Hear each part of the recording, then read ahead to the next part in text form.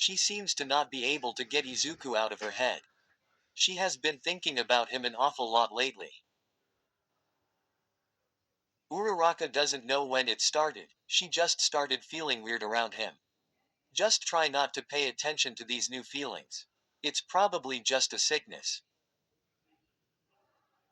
She kept telling herself. But she still can't help but feel stirred up around him. Has she had these feelings for him before? Yes, a couple of times in middle school. But they have never stayed like this.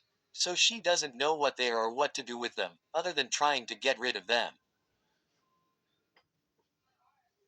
The next day was like any other day. Get up and go to school because there is no such thing as Saturday and Sunday. That must suck. Anyway, Izuku walked alone to school this day. It felt really lonely. The class was once again chaos, but quieted down once Midoriya entered the room. Once the class saw that it was just Midoriya, it went back to chaos.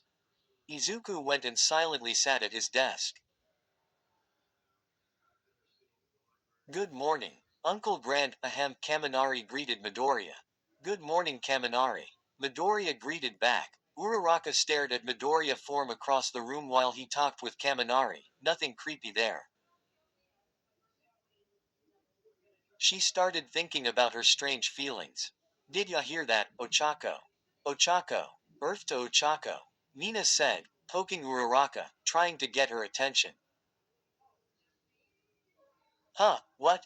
Asked Uraraka, awakening from her daydream. Just then, the door swung open with Aizawa standing in the doorway. The class immediately quieted down. Good, at least you all are in your seats. But, still, why is Siro covered in tape? Aizawa asked, regretting ever becoming a teacher. I go by flex tape now. Siro said. Aizawa rubbed a hand down his face, disappointed. Whatever, let's start class. Aizawa started class. 8 hours later, the school day ended and everyone was making their way home.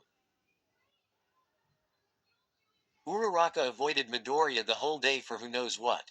It made Midoriya confused. Izuku made his way to Ochako's desk. Hey, wanna walk home with me? He asked Uraraka. Ochako grabbed her things and stood up from her desk. Yeah, sure, she said as she began walking. Iida already left, so it was just the two of them today. Just like old times, Midoriya thought. It's been a while since it was just us alone like this. Izuku said as they walked down an empty street. Midoriya's words made Ochako's cheeks go a little red.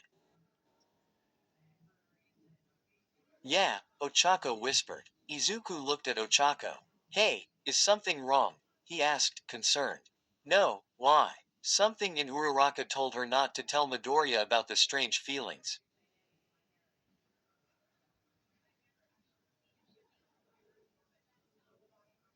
Well, you've been acting a little off. You've been avoiding me the whole day and continuously dozing off. Izuku explained. Ochako side glanced. Slide to the left. Criss-cross. Well, I've been feeling strange lately. She had to get it off her chest, but a little voice inside of her was screaming at her to stop. How? Izuku asked, defiantly concerned now. Well, she trailed off. Her heart was pounding, her palms were sweaty, knees weak, arms are heavy. She couldn't finish her sentence. Just then, they arrived at their destination. Well, I have to go now, she said, going to her house. Wait, Ochako. You've got to tell me what's wrong, he yelled as she made her way inside. Sorry, Izuku. She yelled as she ran in. Ochako doesn't even know what she is feeling, or why that little voice was telling her to stop telling Izuku how she was feeling.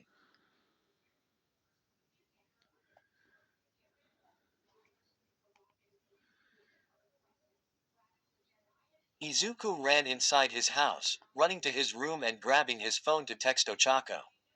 Broccoli, Ochako, PLS, tell me what's wrong. Read 4:10 p.m. Oh come on. She left me on read.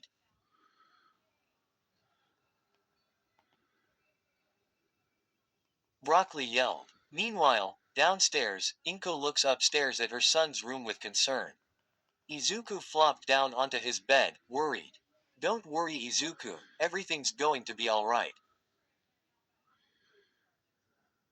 He kept telling himself so he could calm down. Ding! His phone got a notification. He ran to his phone. Yes, she texted me back. He unlocked his phone to see the text message.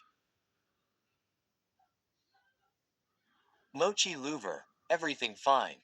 Just tummy ache. Izuku sighed, then laughed a little. Everything is alright, yep. Okay, I got new dog, cutest thing Eva. Yeah. IDK. Anyway, hope y'all enjoyed, Weird Kid.